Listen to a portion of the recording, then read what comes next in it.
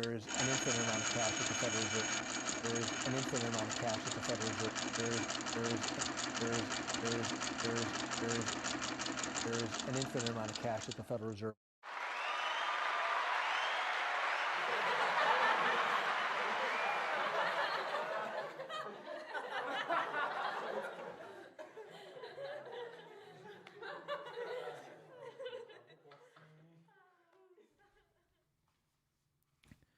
And now a reading from Edward Thomas, World War I poet. This is no case of petty right or wrong. This is no case of petty right or wrong that politicians or philosophers can judge. I hate not Germans, nor grow hot with love of Englishmen to please newspapers. Besides my hate for one fat patriot, my hatred of the Kaiser is love true. A kind of god he is, banging a gong. But I have not to choose between the two, or between justice and injustice. Dinned with war and argument, I read no more than in the storms smoking along the wind. Althart the wood, two witches' cauldrons roar. From one the weather shall rise clear and gay, out of the other an England beautiful, and like her mother that died yesterday. Little I know or care if, being dull, I shall miss something that historians can rake out of the ashes when perchance the phoenix broods serene above their ken. But with the best and meanest Englishmen I am one in crying, God save England, lest we lose what never slaves and cattle blessed. The ages made her that made us from dust. She is all we know and live by, and we trust she is good and must endure, loving her so. And, as we love ourselves, we hate her foe. That was This Is No Case of Petty Right or Wrong by Edward Thomas from Poems of the Great War, 1914 to 1918.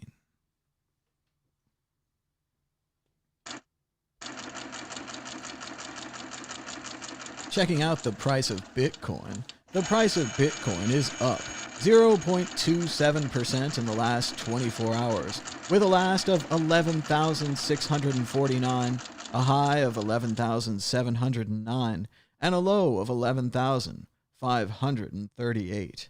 That's $1 for 8,584 Satoshis.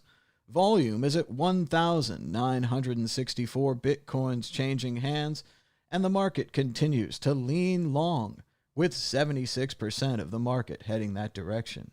Bitcoin dominance is at 59.68%. And this is Big Book Sunday. And you know what that means. I've got a big book right here. It's kind of the only big book I brought with me. I'm visiting California right now, trying to get things set up out here. And, of course, staying inside, avoiding first the virus and now the virus and the smoke. So we have lots of great reasons to stay inside. Today's big book is by Stephen Shore, and it's called Uncommon Places, The Complete Works. And Stephen Shore is a photographer, so this is a book of photography, mainly from America, mainly from the 1970s. And we're going to compare it to Robert Frank's The Americans, as well as some other great works of photography and photography books. What's interesting about this book, as you can see from the cover, is it's a lot of ordinary shots, right? A lot of just, those are old cars. That's an old restaurant. I've never been to Sambo's. Sounds interesting. Wink, wink. And it's all about seeing things that you might not see. And it's about the age of things and just how a normal shot like this, you can't do now. If you wanted to do this shot, you'd have to arrange all those cars. You'd have to repaint all those buildings. It wouldn't be there. The passing of time has erased these cars in this 1970s. So we're going to check out that big book. But we've also got other books for you here. It's a smorgasbord of books today on Big Book Sunday.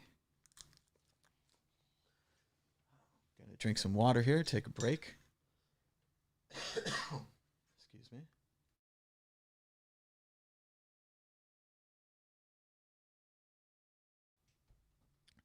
Now is a good time to like the show, give it a thumbs up and a share, and join us in the chat.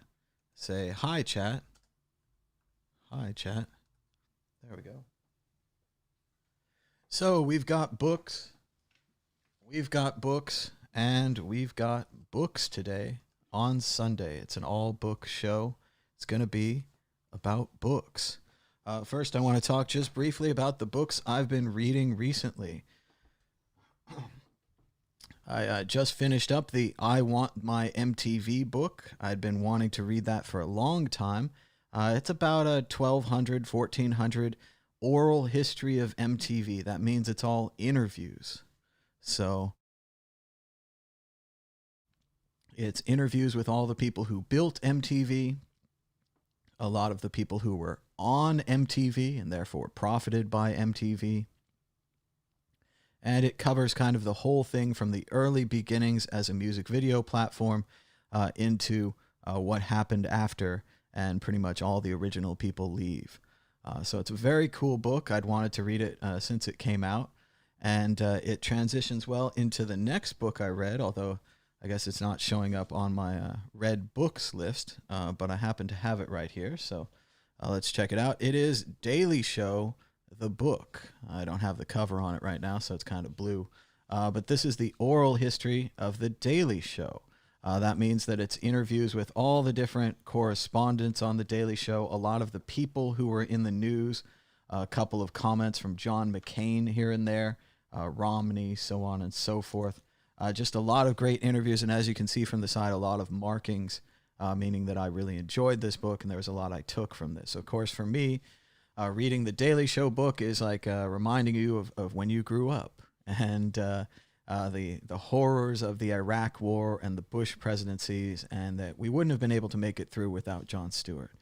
Jon Stewart's sarcasm, his satire, his voice, and as well as all the work of the good people who wrote the Daily Show and the correspondents and everyone else. They made this possible. They helped us survive. Another book I read recently is The Hackerspace Blueprint, or The Hackerspace Manifesto. This was an interesting but short book. I think I got it for maybe $1 on Amazon, something like that. It's supposed to be free, but it's good to cover the costs of converting it into an ebook or whatever it was. And it's a great little roundup of how to run a hackerspace. You'll be interesting to note, at first, they tried democracy for their hackerspace. The hackerspace quickly fell apart and almost crashed and burned. They came back with a slightly better strategy. They're going to have a board of directors.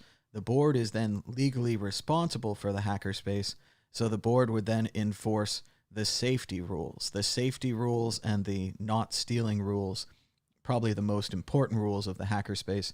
The other problems they ran into was interpersonal problems, which they would again refer to the board. They had a good solution to deal with it, but they found that democracy didn't work to solve their interpersonal problems, and they also found that things would just run apart without someone in charge, without someone holding it together. So that's how they suggest you run your hackerspace. The document's open source. It's online. You can add to it. You can get the latest version, and it's really interesting if you're thinking about running a hackerspace or any kind of shared group space. According to this list, I also read The Jordan Rules, which was an interesting book. Of course, I read it alongside with the fantastic Michael Jordan documentary that I'm sure everyone's watched or is now watching, that it's come to Netflix, The Last Dance. This book is referenced in the documentary. This is the book that angers Michael about the media. So it's interesting to read it and get that behind the scenes. It's about one season. I think it's the first season that the Bulls win the championship, just happened to luck out. And Sam Smith is an author, a sports writer, traveling with the team.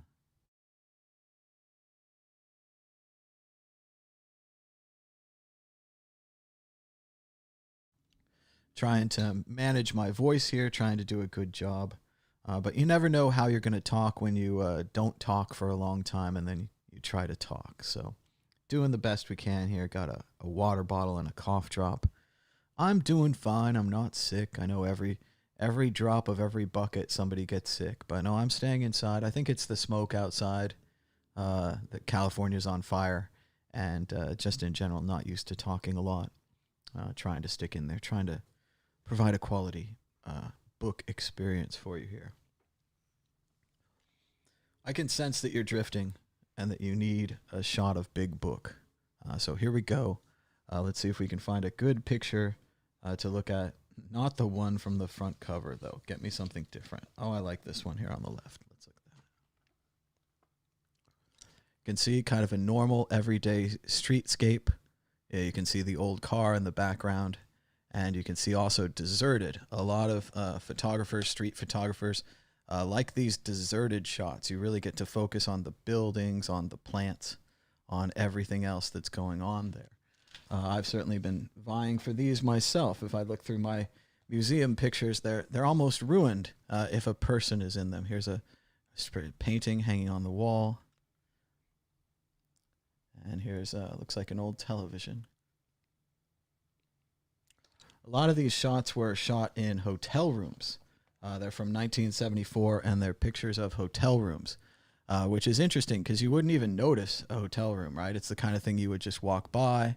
You would stay in once, you would move along down the road. But thanks to this artist who took pictures of them, people who've never stayed in a hotel room in the 70s, like myself, can now experience what it must be like.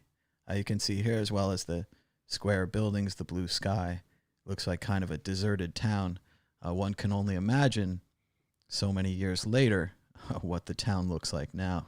Probably about 45, 50 years ago, these pictures. So checking out Uncommon Places by Stephen Shore, the complete works of his photography. And I don't know if it's an interesting story, but I saw this book once in a San Francisco bookshop up in the Richmond neighborhood, and I wanted it. It was expensive. It was like $50 or something. So I didn't buy it. I put it on my Amazon wish list, which is what I'm supposed to do when I want a book, but I can't afford it. Even looking at it right now, the cover price on the back says $65. We see people in the chat are digging the old cars. I totally agree. It's a 70s kind of photo book, and a lot of it is about the cars. I mean, this shot's interesting because it's a Sambo restaurant, which we used to have in Sacramento, and there used to be lots of them in California. Let me see if I can find a good picture. I don't know, a lot of deserted streetscapes really here. But yeah, I put it on my wish list. I thought about it. I kept looking at the price. It kept being expensive. And then at one point, it became, well, relatively cheap. It was like $35, which is a good deal for a photo book like this. This is difficult for them to print. They probably didn't print that many. It says, John F. Kennedy says, art is truth. So I picked it up, and the complaints on the Amazon are right, as they usually are. The book is not very well bound. It's kind of coming apart already, and it's brand new. And you can see some old buildings there. Just kind of it's interesting to think about. This one here is from 1977, but boy, it looks a lot older. Look at the 50-cent paperback rack. I can see some of the book titles. I don't recognize. Actually, one on the front is The Pearl by John Steinbeck. That's pretty strange. But yeah, you can see there. I'm going to zoom in. Here you go. Hold on. Enhance. Just barely. Oh, well. You can kind of see the edge of the paper book rack there. It's fun to see that old Steinbeck book. I used to have a paperback copy of that somewhere. Oh, here's a good one. This is from November 11th, 1977. So a couple years before my time, and certainly before my remembering things. There's a McDonald's meal from 1977. And you wouldn't think it would mean anything. These things should just stay the same, right? But look at that styrofoam container. That is gone. They do not do that anymore. But they used to throw out tons and tons of styrofoam at McDonald's. One of the biggest promotions of my youth, other than, of course, the McDonald's Monopoly game, which became even more fun recently when we found out that someone had been rigging it. And there's a big documentary about that called McMillions. You can check out on HBO. But yeah, other than the McDonald's game, there was a big sandwich back in the day, the McDLT, and it was the hot side stays hot and the cool side stays cool. And they would put the burger on one side and they would put the lettuce and the tomato and the bun on the other. Then you'd use the styrofoam container to push the two together. I don't know why that made such a big deal, but it was a fast food burger that you push together. I don't know why that would do anything for you. But yes, they never made any McDLTs after they lost the ability to make endless amounts of wasteful styrofoam. So probably a good thing. There's another car shot, maybe a car sales lot. All these cars were for sale. Think about just the colors of these cars, how the colors of cars have changed since the 70s, not just because of the film, so on and so forth. But just an interesting book. Again, I don't have it with me, unfortunately. It's in my library at home, but it reminds me a lot of Robert Frank's The Americans, which is a similar kind of book. He drove around America. He took pictures of things. But Frank's is from the 50s, and this book is from the 70s. So it's really interesting to see how things changed. Same kind of thing. Robert Frank goes around taking pictures of abandoned diners, busted up cars, the occasional person. My favorite picture from that book is a close-up picture of a person holding a sousaphone, a marching tuba, and the sousaphone part is where their face would be. So it's just like a bell person. I don't know. It's a very strange photo. You'll know it when you see it. But there it is, a little bit more of Uncommon Places by Stephen Shore. Sorry if the quality's not good. I can kind of see out of the corner of my eye where I'm holding this. So, but that's just to keep it going here on Big Book Day, because we've got books, big and small. This is a smaller book. This is called Creative Inspiration by Vincent van Gogh. And I got it at the Van Gogh, or Van Gogh, if we want to go that way in the original Klingon, the Van Gogh Museum in Amsterdam. It's a magnificent museum. It's kind of interesting. I don't have any photos from it. I did a unique thing that day. I did a no photo day, and I took a vacation from taking pictures of every darn thing. And of course, I ended up buying this book. But it's a neat book. It has these pencil sketches of Van Gogh on one side, and it has kind of a quotation or something from the letters. A lot of letters from his brother, Theo. Uh-oh. This is fun stuff anyway. It's from Amsterdam. Everything from Amsterdam is fun. There's the Unity Cup 2017 sticker. I don't know what that was from. And then this came from the bread shop, or the brood shop. And especially fun, I got some Bananenbrot, which I guess Brot is German, so broad or brood is the Dutch translation of the word bread. So it helps. Here's something randomly from Van Gogh. It's about community. He says, "People strengthen each other when they work together, and an entity is formed without personality having to be blotted out by the collaboration." Interesting about people working together. Here's another one. I'll show you the picture first.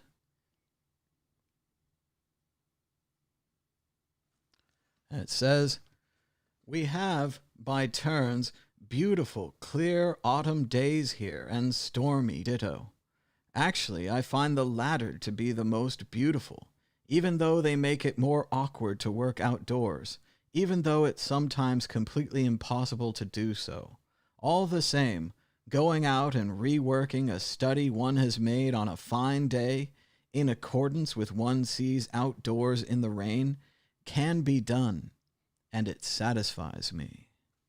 There's Van Gogh talking about the challenge of painting in the rain and the effect of weather on painting and scenes. And you can see kind of a weather-wrecked tree there, the brushes. Interesting stuff. So, and it flips to the same page. Let's see, there's one more. The sea, which I love very dearly, needs to be attacked with painting. Otherwise, one has no grip on it. And I think he's talking about the waves and the rapid way in which the sea would move, how difficult it would be for even an artist like Van Gogh to capture it. So, very cool, interesting little book here. Van Gogh, Creative Inspiration. And of course, earlier I read from Poems of the Great War, which I got in London at the War Museum, the London War Museum, the Imperial War Academy, something like that. It was a fantastic museum, though very, very sad in the end. Started off much more goofy with like the kind of, giant tanks and giant artillery and machines, things that you could really get behind. On the third or fourth floor, it got a lot sadder with the results of those machines, and of course, specifically the results of what happened in Germany. So, fantastic museum, though. Just because you leave sad doesn't mean that it doesn't have value, right? Here's a book here I'm reading, just started, called How to Reform Capitalism. This is one of the School of Life books, and I learned recently that you can buy School of Life books on Amazon, so you don't even have to go to the School of Life in Amsterdam or one of the other locations. And I even got a good deal, and I didn't have to pay more for having a super heavy suitcase, so this worked out good. This one's called How to Reform Capitalism, and I'll try to find a couple of these here. He's talking about an installation in a supermarket. This artist has recreated the supermarket experience, except that all the items are empty. And you can bring them up to the counter and you can pay for them and you can scan them. And then you go home with empty items. And you just have to buy more things. Are you getting it? Are you getting the metaphor? It's it's very simple, but it's a very clever piece. It's by Zhu Zhen, and it's called Shang Art Supermarket. It was an installation from 2007 and 2014. And it says here that the supermarket installation takes us on a journey. At first, it gets us to share the artist's excitement around supermarkets. Then, it punctures the illusion. It's a giant, deliberate letdown. It's significant that Zhu Zhen's critique of supermarkets is ironic. We tend to become ironic around things that we feel disappointed by, but don't feel we'll ever be able to change. It's a maneuver of disappointment, stoically handled.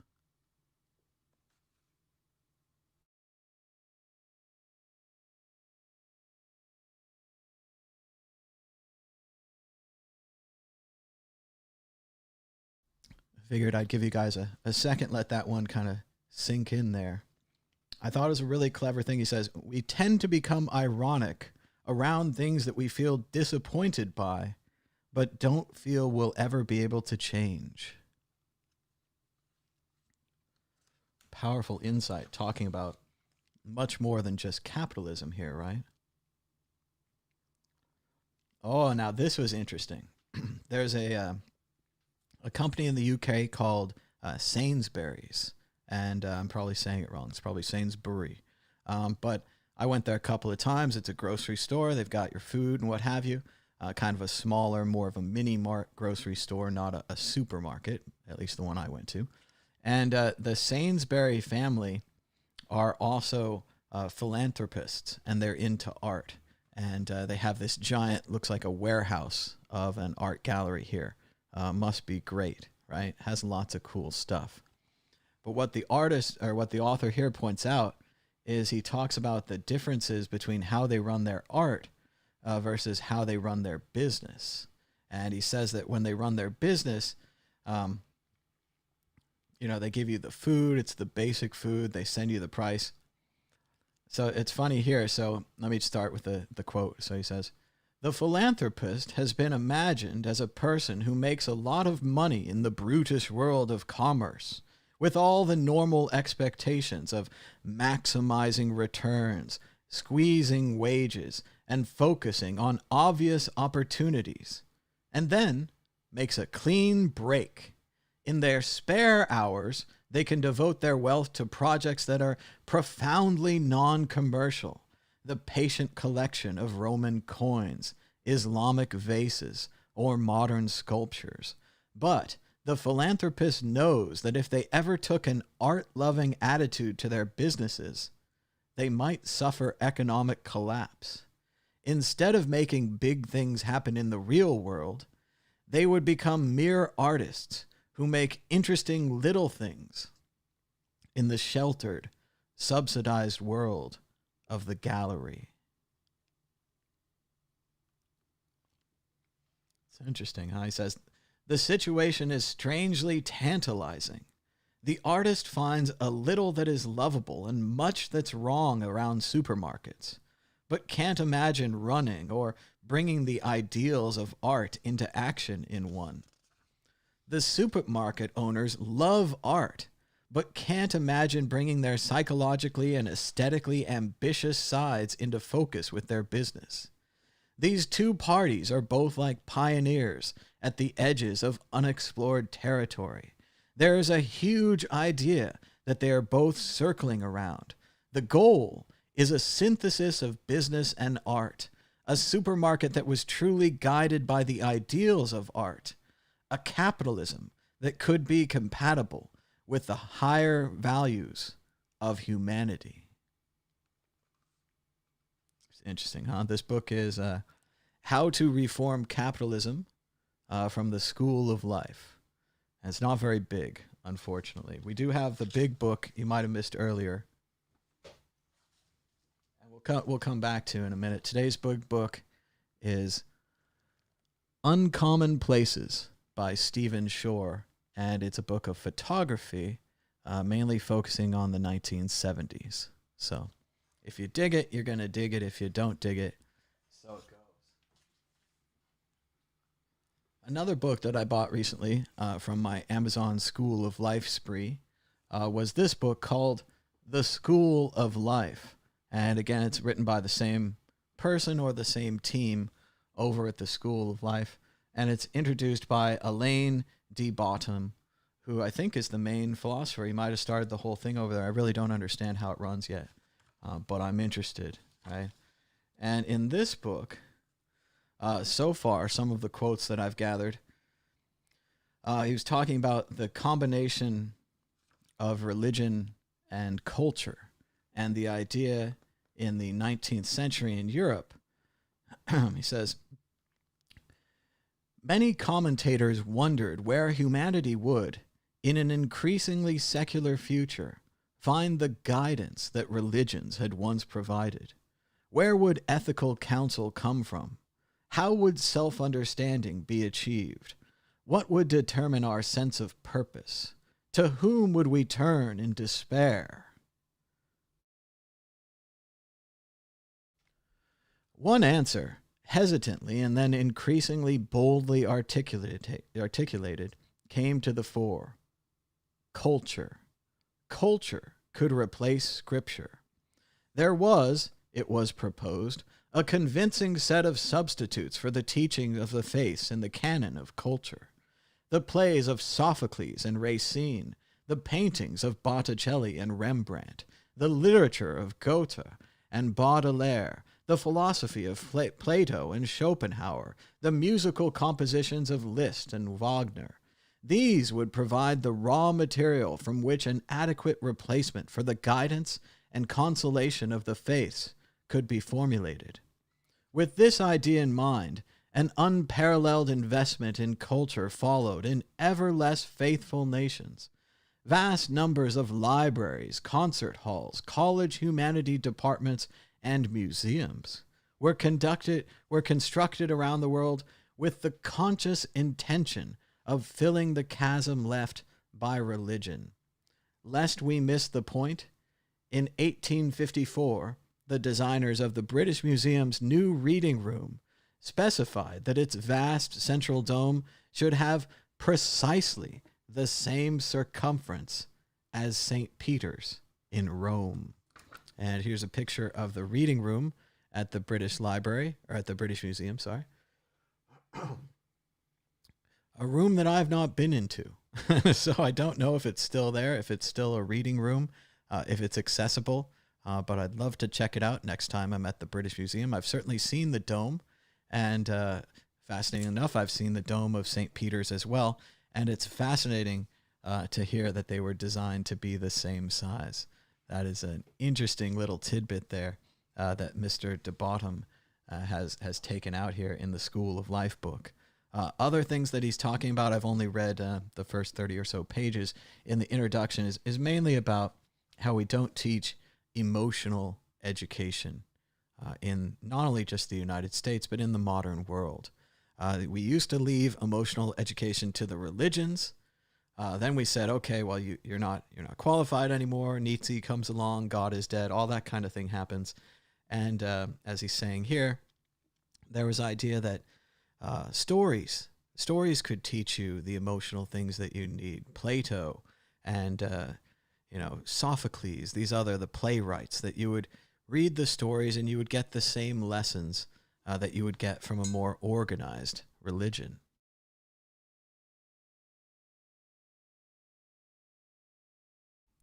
I'm not sure if that really played out or not, but we're in an interesting postmodern place where the religion doesn't raise us, the culture doesn't raise us, we don't learn about it. And on the other side, if you think about government and the lack of civics education, civics being the codes and the way that you act and the way that you participate in a democracy, the way that you have the option to, we stop teaching that as well.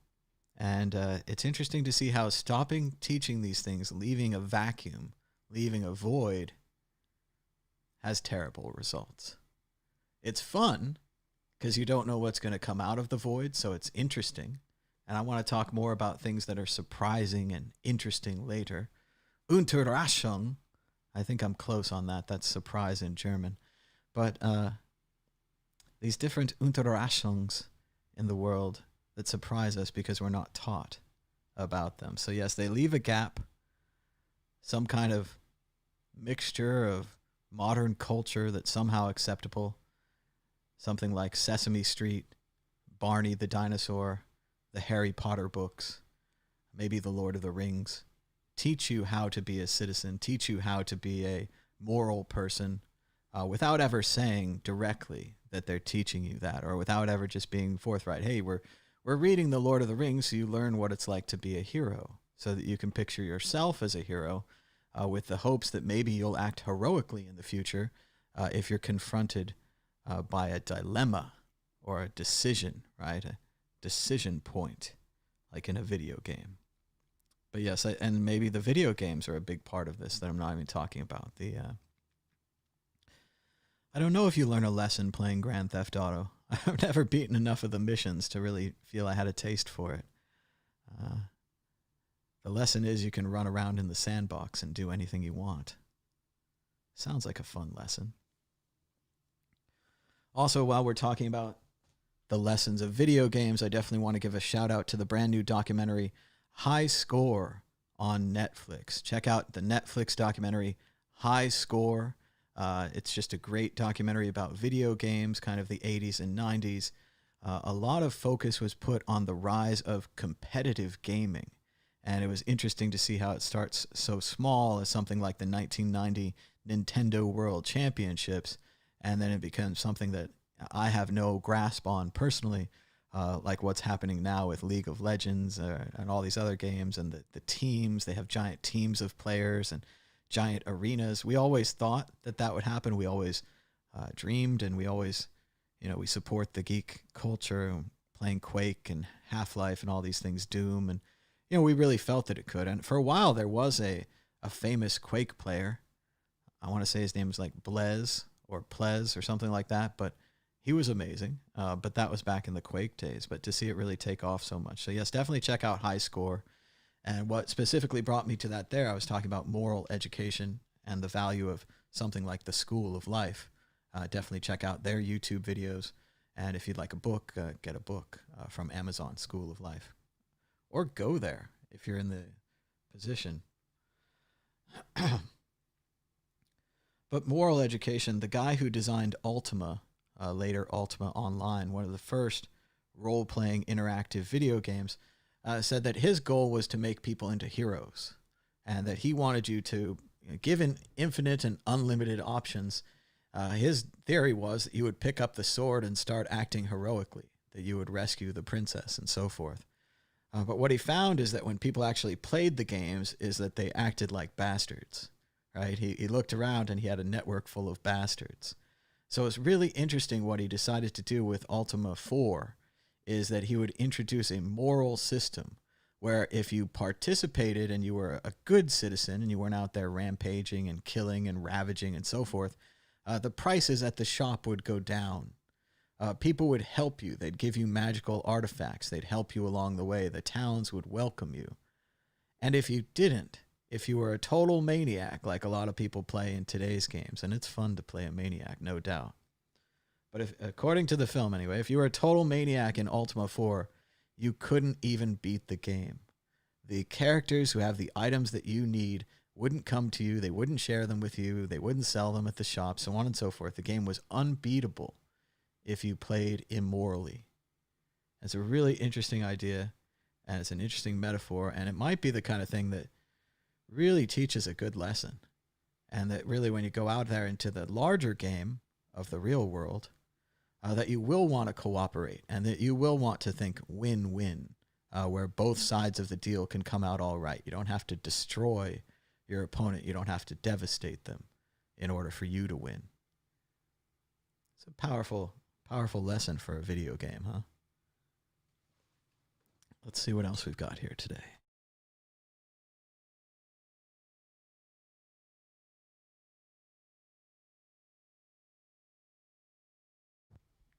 We're focused on books today. It can be books big and small. I'd seen a lot of these comic strips on the internet, so I decided to pick up a little collection of them, and they're great, even when just slamming through 20 or 30 of them at a time. These strips are called Strange Planet by Nathan W. Pyle, and they feature these weird alien characters. Let's see if I can show you some examples without losing my place. But here's one right here. I can't quite read it off the screen too, so it's kind of a simulated experience. But it says, "Whoa, Alex, you look damaged." And he says, "I was exposed to the nearest star." The guy says, "Jealous?" He says, "I feel more attractive." He says, "Honestly, you are." He says, "It's the star damage." And then the last panel, the guy says, "I crave star damage." So it's funny how they're talking about tanning, right? They're talking about the ridiculous idea that humans go outside and the sun affects their skin, some of them, and that they go tanning. So right here, here's another one. They've gone camping together, and it says, "Into the wilderness with nothing but a map to guide us." He says, "I desire medium danger." The guy says, "We could almost die over here." And he says, "This is moderately hazardous." They're climbing a mountain, and the guy says, "I am delighted." In the last panel, he says, "This is my preferred level of nature." He says, "Unsafe, yet highly recommended." So he's kind of making fun of the whole idea of humans going camping and the things that we do to entertain ourselves in the outside. And sure, you've heard these kind of things before, but he has a really good grasp on it with these space aliens. So definitely check out the strip Strange Planet He's got another book collection. I almost bought that too. I kind of wish I had. But very cool stuff from Nathan W. Pyle. And he also says, imagine pleasant nonsense. That is nice, isn't it? You could just imagine some pleasant nonsense. That's a nice way to spend a day, huh? I've got some other books here. I wanted to talk about maybe the book I'm reading right now, if I can bring up the different screen. There we go. So I'm reading, a bunch of books, as per usual. I suggest, I don't know if anybody likes to do this, but I like to read several books at the same time, like a serious science book, a good book with a narrative, a comic book like the one I just showed. And then what I do is I switch between them. So if I'm reading maybe the narrative book and it gets a little boring, I'll switch to the comic book. If the comic book, maybe I'm reading it too fast, or I'm going through many pages, I'll switch to the science book. That'll slow me down. One of the books I'm reading right now is kind of sciencey. It's another book from the School of Life. I know. While I was browsing their online books on Amazon, they sold me an ebook. So this ebook is only $6 in the Kindle store. And it's called How to Think More Effectively, a guide to greater productivity, insight, and creativity. So that sounds cool, right? Everyone wants to think more effectively, and especially if we can get it from the School of Life. And he talks here about reading and the kind of thinking that you do when you read. And he says,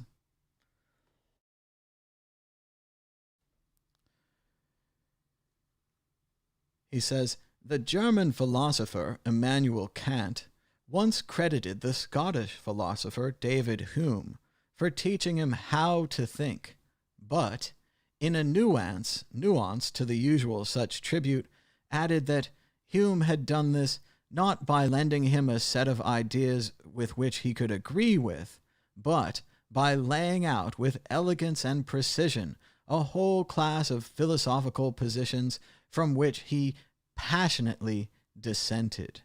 Reading Hume's inquiring concerning human understanding had, said Kant, woken him up from his dogmatic slumber and inspired him to arrange his objectives into what would turn out to be his masterpiece, the Critique of Pure Reason.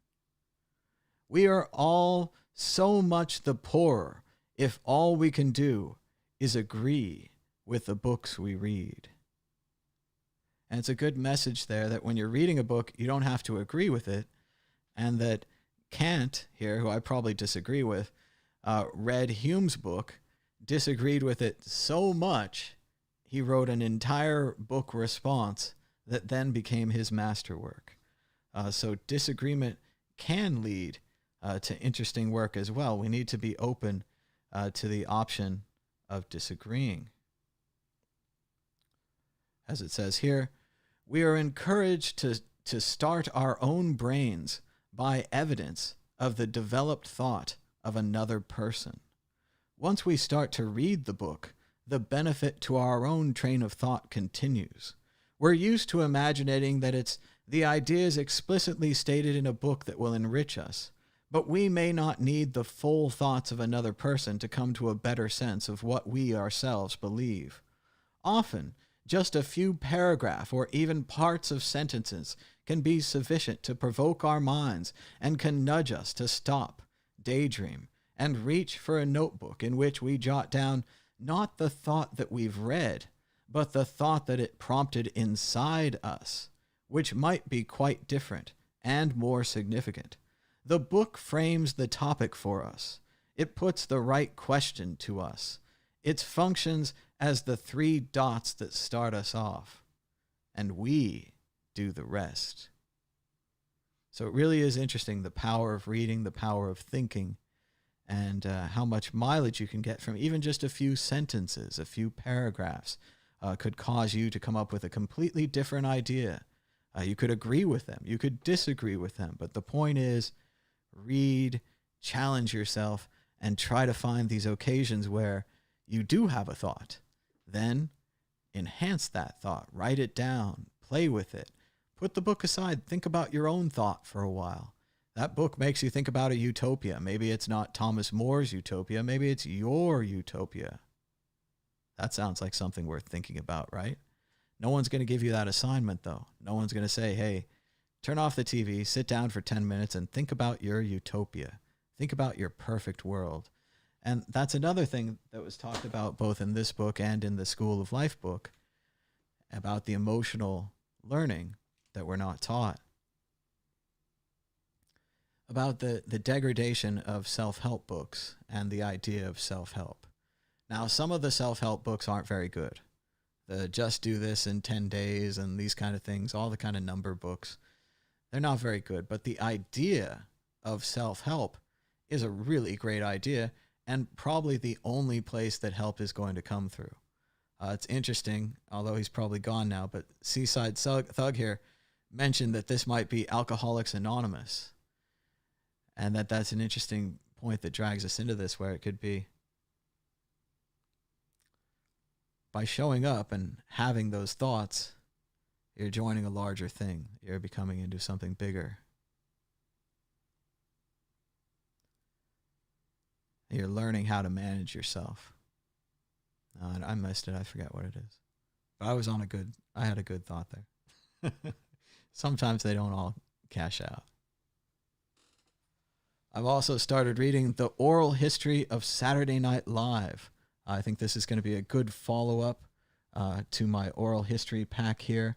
I read the I Want My MTV oral history, and I read the Daily Show oral history, and now I'm going to start into the oral history of Saturday Night Live. I forgot where I was going with the Alcoholics Anonymous thing. Something about taking it a day at a time, or that we don't have the education. Self-help, the value of self-help. I think, I was going to in Alcoholic Anonymous, you have to give up your power and go to the higher power, and that's how you get control of the problem.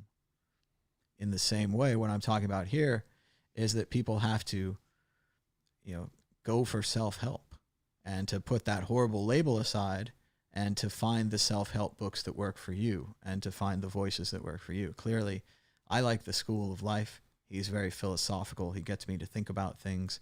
And I've definitely read a bunch of his books that would be probably considered self-help. I've read the series about, I think it was On Confidence.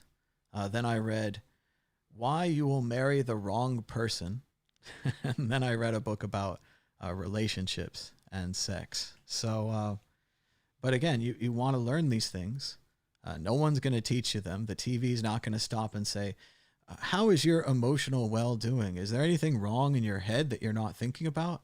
But there are things like that.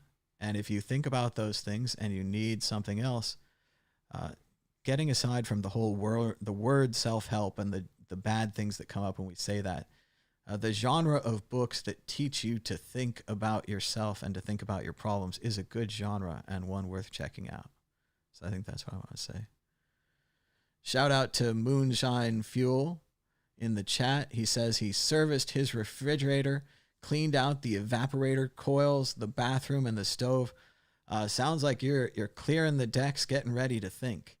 I know when I try to think, I'll try to procrastinate and avoid it. But doing that kind of things, and especially stuff like the evaporator coil, stuff like that, detailed maintenance, like once a year maintenance, that's the best. Because once you get that done, the appliance or whatever it is going to run good for a year. It's going to run good for a long time. So it really does kind of clear things out. And he says in the chat that he does feel better. So I'm sure you weren't like sitting there at your desk thinking about the refrigerator coils, but now that they're clean, that's a good feeling. You can just chill out and relax. I know I had the same thing recently, not with a large consumer appliance, although I am doing my best to try to fix and break those at the same time, but with a backup hard drive. I had warned everyone. I said, hey, everyone, back up your drives. It's backup day, because I was doing it myself, and I always think, hey, if I'm backing up and someone else hasn't backed up, maybe I can warn them and spread the good backup karma and try to keep away from that bad no backup data loss karma. I made a second copy of my hard drive and I was feeling good. I had a brand new hard drive and I had the old hard drive that I didn't trust very well. And things were fine.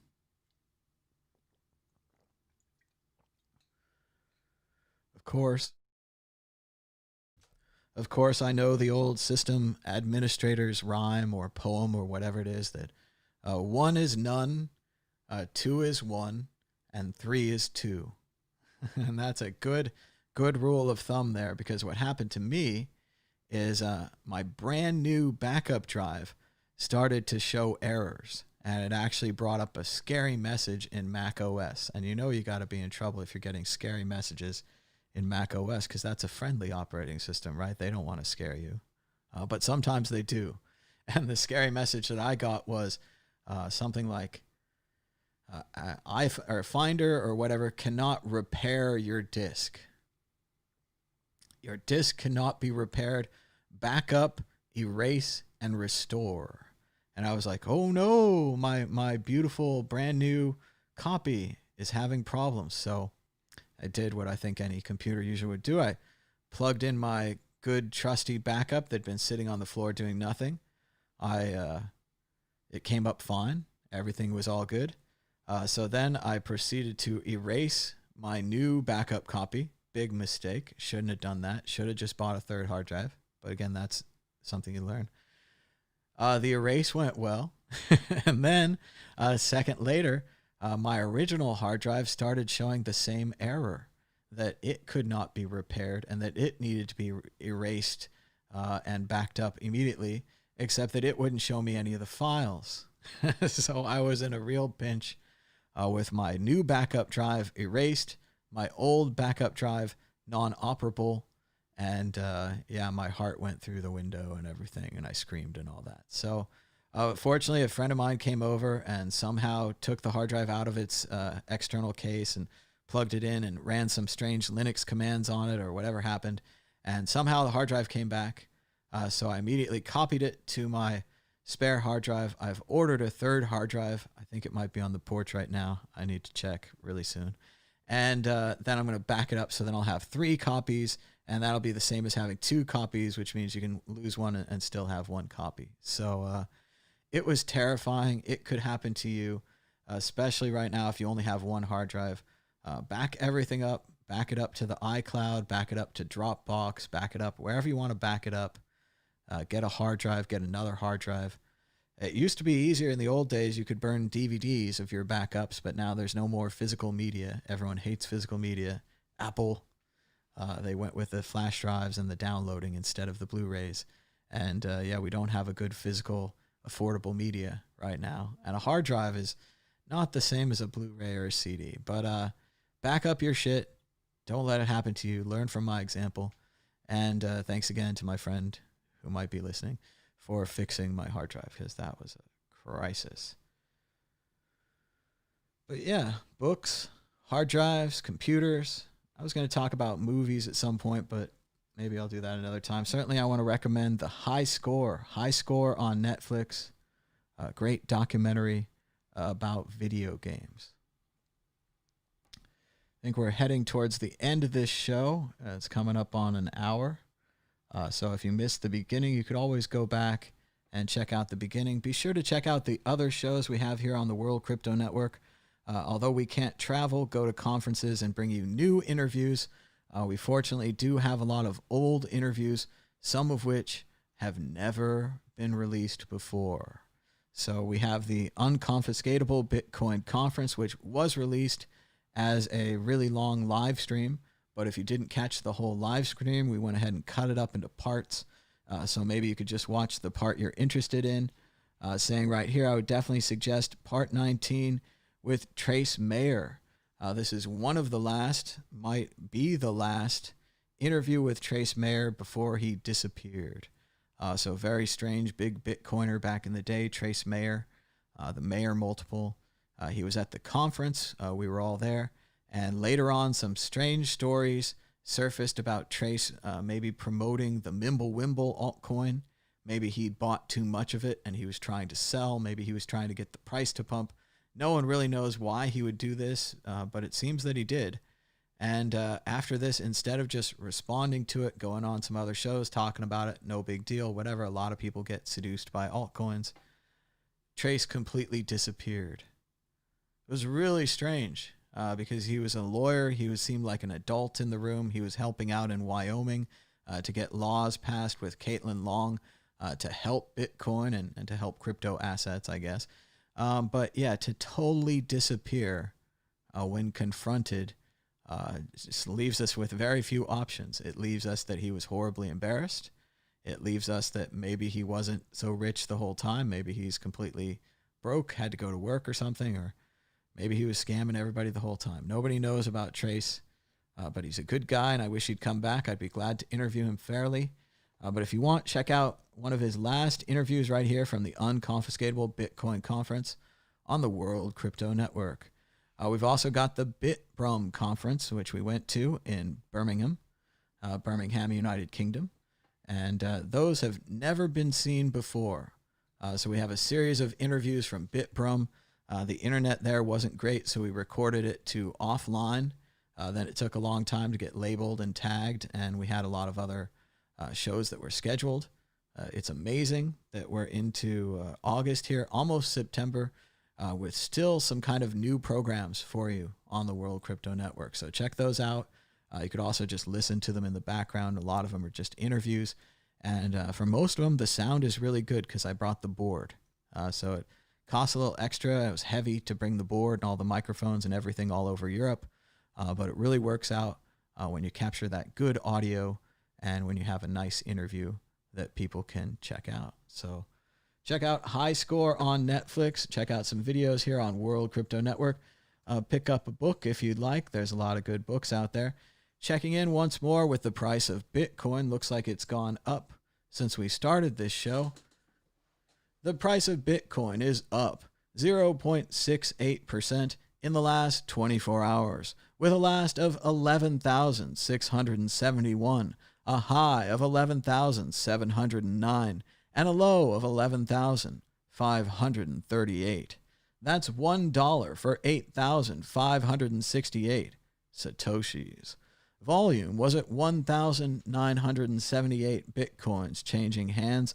The market continues to lean long, with 76% of the market heading that direction. Bitcoin dominance was at 59%. Thanks so much for watching. Be sure to give us a thumbs up and a share. If you haven't already, please subscribe down below. Hit the bell so you'll get notifications.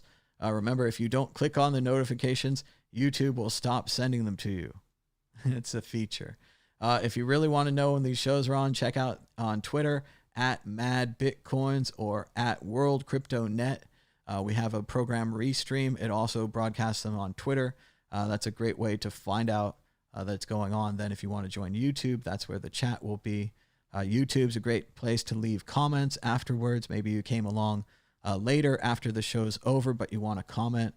Feel free to comment on any of the books we read today or the price of Bitcoin or anything else that's in your mind in the comments down below. We would appreciate reading them. So thanks so much for joining us. Until next time, bye-bye.